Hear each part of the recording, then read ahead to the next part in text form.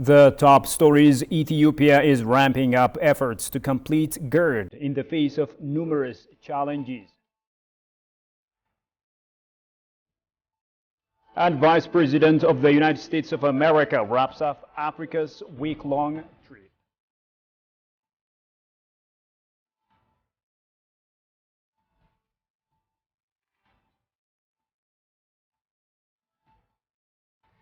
Greetings, dear viewers, ladies and gentlemen. This is Addis News Hour with the news. I'm Shifarao Lako. Thank you so much for joining us.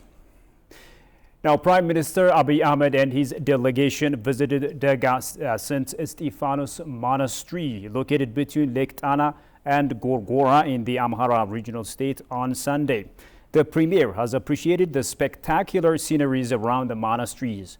The Prime Minister has also said the monastery of Daga is historical and it reveals the legacy of the forefathers. Have a listen to this.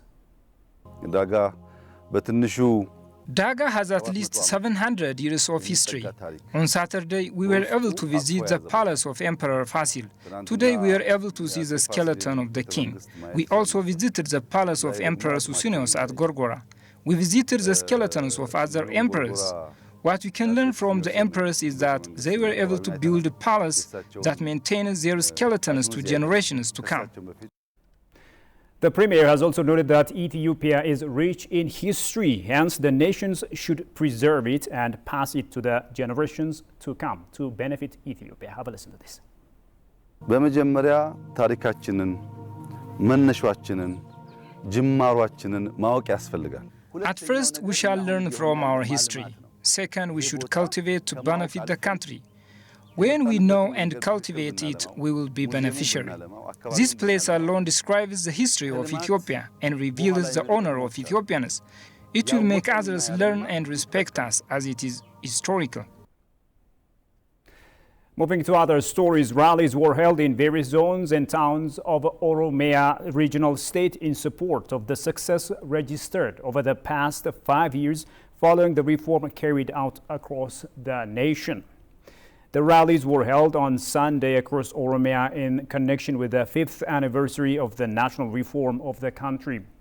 According to Ethiopian news agency, the peaceful demonstrators expressed their support to the successful achievements registered over the past 5 years in the country. They've also pledged to further strengthen their support to sustain the change by standing with the leaders of the reform and government, particularly with Prime Minister Abiy Ahmed.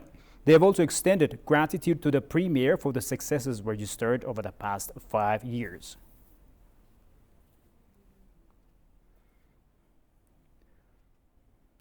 Now, as Ethiopians celebrate the 12th anniversary of the laying of the cornerstone for their flagship project, the Grand Ethiopian Renaissance Dam, they rejoice at the fact that they have only a mere 10% work left to complete this mega project.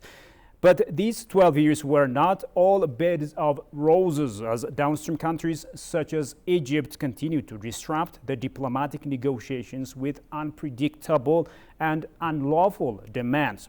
Despite these aggressive pressures, Ethiopia is still unrelenting in its quest to develop the waters of the Nile without harming any other nation's interest, as our staff reporter Johannes van Town tells us more in the following piece. 12 years ago, Ethiopia stunned the world when the former Prime Minister Meles Zenawi laid the cornerstone for the construction of the $4.5 billion GERD at Guba, Benshangul Gumuz. Although Zenawi cut the ribbons announcing Ethiopia's daring move, the plan and thought for the construction of such a dam predates even the APRDF era. The announcement of the dam has given great hope to the East African country, which has been contributing 85% of the Blue Nile's water without benefiting from it, and it has created unparalleled joy for many millions of Ethiopians who are suffering in the dark. The announcement of the dam became the basis for Ethiopians who were in despair and division due to poverty, unemployment and political situation to come together and stand united. However, the likes of Egypt cried full time and again dashing hopes of a negotiated table. Despite repeated efforts via negotiations, Egypt kept lying to the whole world that the dam is meant to reduce the flow of water and that it needs a legally binding agreement, a clear rules meant to reflect its fear that the age-old Egyptian dominance on the Nile might come to an end. This is an issue that does not rise to the question of UN because there's no international security issues involved. There is three main countries: Ethiopia, where the Blue Nile begins, which is 85%. If you take the water from the Sabat and the Abba, you have about 85% of the water going into the Nile comes from Ethiopia. And of course, it runs through Sudan and then into Egypt. Recently, Sudan has now begun to support the Ethiopian position. Previously, it was siding with Egypt. Now, Egypt has a problem, even though they have done some very good things in the expansion of their own development, including the Suez Canal, widening it. They believe they have historical rights given to them from colonialist Great Britain, the colonial power, over the Nile. And all of the Nile agreements previously excluded any country of the 10 countries in the Nile Basin, excluded all of them, and most especially Ethiopia. Nasser Alam, who was Egypt's water minister 8 years ago, was asked by CCTV Africa about how the Ethiopian dam would be a concern for Egypt. Alam unabashedly told the CCTV that the water level of the Aswan Dam could be reduced because GERD is being erected. In fact, Egypt is very concerned, not only concerned about the construction of the dam because of its huge capacity. The capacity of the dam is 74 billion cubic meter of water, and it is expected also that the seepage losses which will occur at the beginning of storage about 10 to 15 billion cubic meter of water. So the total about 90 billion cubic meter, which is about the same capacity of the High Aswan Dam. In other words, the water storage in the High Aswan Dam will be transferred to storage of the Renaissance Dam, right. And the High Aswan Dam will lose all the benefits and functions, and this will hurt Egypt very much in terms of hydropower production and water security as well. Egypt's attempt to internationalize the issue of GERD came to a screeching halt when even Washington pointed out that the EU-led negotiation is the only legal framework to go along with. Egypt has nonetheless continued to knock on the doors of outsiders with their own hidden agendas, even going to the extent of relying on the Arab League without much success. Moving on, Ethiopia has planted more than 25 billion trees in the last 4 years to fight against climate change, which is challenging the entire globe.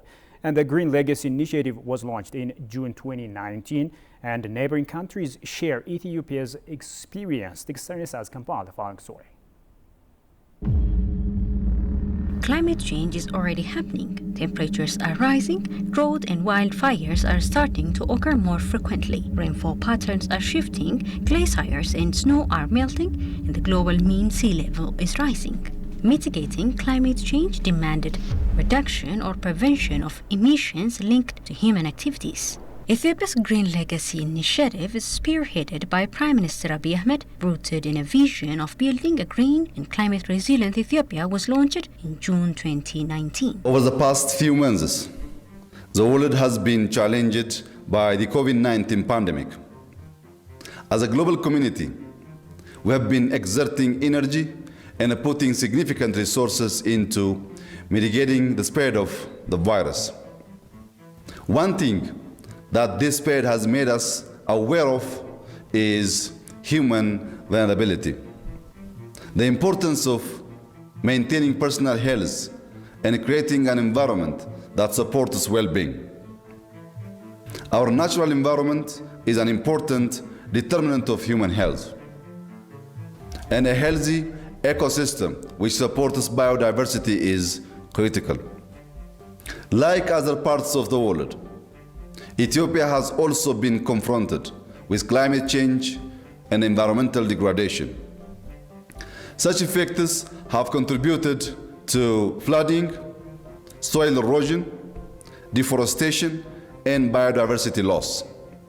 Therefore, countering climate change and paving the way for green growth has been one of our key development objectives. Targeting of planting 20 billion seedlings within a period of 4 years was set. By the fourth year, Ethiopia has succeeded in planting 25 billion seedlings by mobilizing more than 20 million citizens throughout the nation. Africa is the continent that contributes the least to global warming in both absolute and per capita terms. Africa accounts for the smallest global share of greenhouse emission, 3.8%. The East African region is hit by severe drought. As a part of efforts fighting climate change, Ethiopia is striving to build a green economy. The development of more than 120,000 nurseries throughout Ethiopia has enabled the creation of more than 767 jobs, mostly for women and youth. The Green Legacy Initiative is a demonstration of Ethiopia's long-term commitment to a multifaceted response to the impacts of climate change and environmental degradation that encompasses agroforestry, forest sector development, greening and renewal of urban areas, and integrated water and soil resource management. Ethiopia has taken bold leadership on climate action by launching its ambitious climate resilient green economy strategy that aspires to build a carbon neutral and resilient economy by 2030. Ethiopia's Green Legacy campaign grabbed global attention and needs international actors' support to fight climate change that is currently challenging the entire world. A Sudanese analyst, journalist, and former diplomat Maki El-Mograbi says the Grand Ethiopian Renaissance Dam GERD is a model for African development capable of ensuring a wide range of benefits for countries in the region. The Ethiopian hydroelectric dam is an environmentally friendly project that would give impetus to socio-economic endeavors on the African continent, he said. The GERD is instrumental to address shortage of electricity, enhance regional economic integration, and support key economic activities through power supply, he explained. Attempts to internationalize the issues are not helpful, he underscored, saying negotiation between Ethiopia, Egypt, and Sudan is the only way to resolve the issues related to the dam. The analyst said he has visited the GERD sites 3 times since its commencement. He witnessed that the dam has no significant impact on the riparian countries. Rather, it is significant to work to ensure power link and economic integration, he added.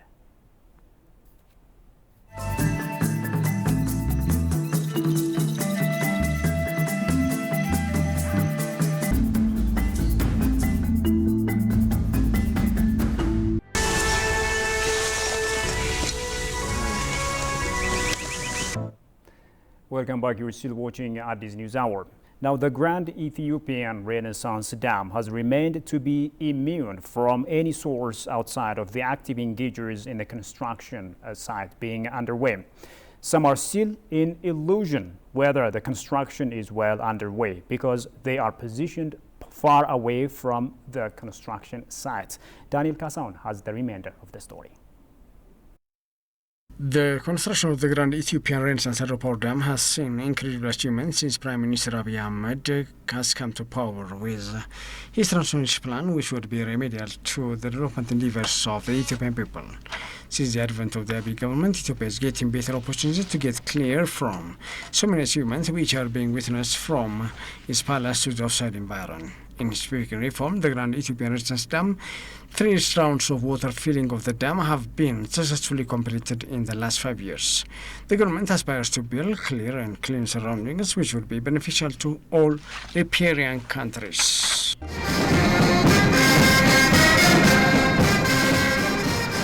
ዛሬ በዚህ ስፍራ ሶስተኛው ዙር የውሃ ሙሌት መጠናቀቁን ሳበስርላችሁ Due to the change in design, which led to the increasing of its generation capacity and delay in the electromechanical works, saying that the construction work is being underway without interruption, the $4.8 million dam will need additional 2 years to be completed. It will start after 2 years. The dam being built in Benshangul Gumuz region of Ethiopia, about 15 kilometers east of the border with Sudan, has so far consumed about 98 billion birr. At 6.45 gigawatts, the dam will be the largest hydroelectric power plant in Africa when completed, as well as the 7th largest in the world. Ethiopia has suffered and incurred losses due to the delay of the construction of the Grand Ethiopian Renaissance Dam. The delay of the Grand Ethiopian Renaissance Hydropower Dam disappointed Ethiopian people, but when Abiy's government came to power, it has made it active development endeavors on the continent, which shed hope for all Ethiopians. If they stand together, they can achieve. Currently, the achievement of the Grand Ethiopian Renaissance Dam construction has surpassed filling a third round. Ethiopia will continue to build the dam and use it to generate power without committing any harm on the water needs of the neighboring countries. If the current trend continues and uninterrupted, Ethiopia will complete the construction of the Grand Ethiopian Renaissance Hydropower Dam after 2 years. Ethiopia's office of the National Coordination announced this month that its Grand Ethiopian Renaissance Dam has reached 90% completion. The Intergovernmental Organization for Development, IGAD, has taken a significant step towards the construction of its new headquarters in Djibouti, having signed a contract with the China Civil Engineering Construction Corporation. The event was attended by different esteemed guests.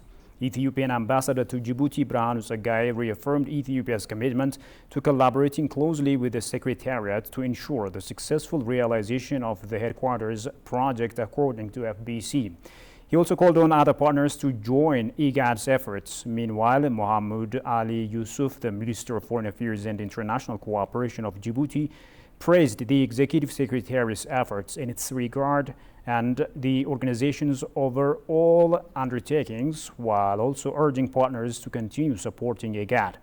The new headquarters complex will be built on a 10,000 square meter land that was generously donated by the government and people of Djibouti in 1998.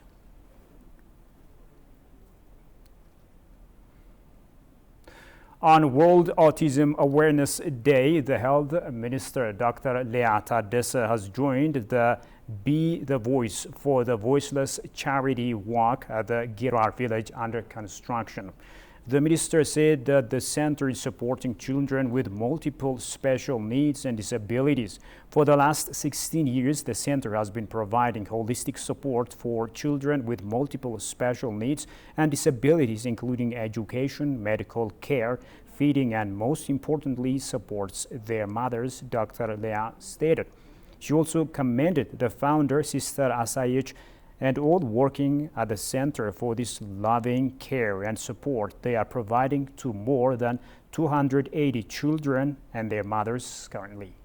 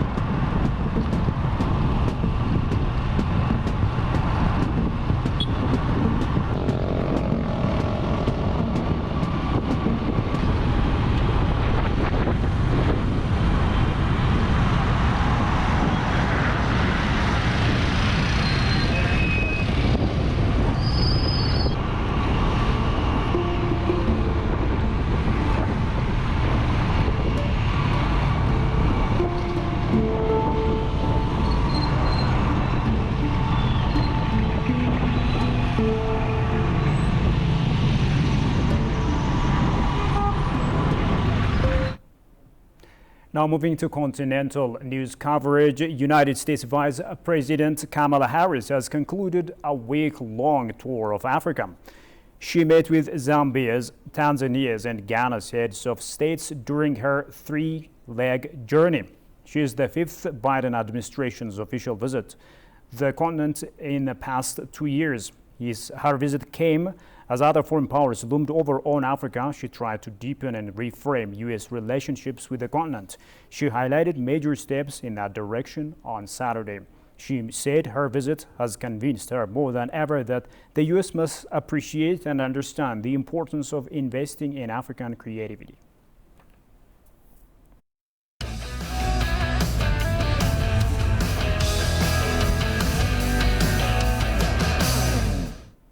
And finally, in sports, athlete Abaja Ayana won the men's race at the Paris Marathon on Sunday in his first competitive run over the distance, and Kenya's Hela Kiprop claimed the women's title. The 20-year-old Abaja won with a time of 2 hours, 7 minutes and 15 seconds, 20 seconds ahead of compatriot and pre-race favorite Guye Adola, with Kenya's Josephat Boita further 5 seconds back in third. After clocking 59:39 in a half marathon in Poznan, Poland in 2021, Abaja was one of the men to watch on a gray, windy morning in the French capital.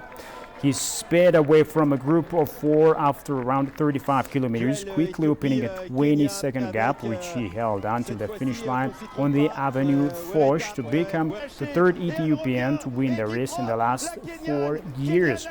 In the women's race, Kiprop crossed the line in 2 hours, 23 minutes and 19 seconds after a stunning comeback.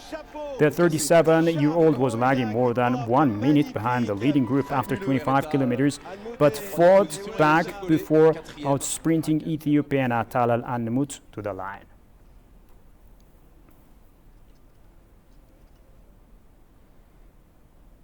Well, the viewers, now a quick recap of the top stories. Ethiopia is ramping up efforts to complete the GERD in the face of numerous challenges.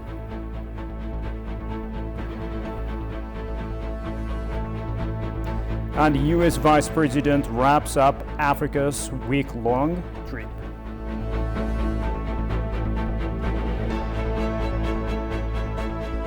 Well, dear viewers, with that, we come to the end of today's news. Thank you so much for joining us. Bye-bye.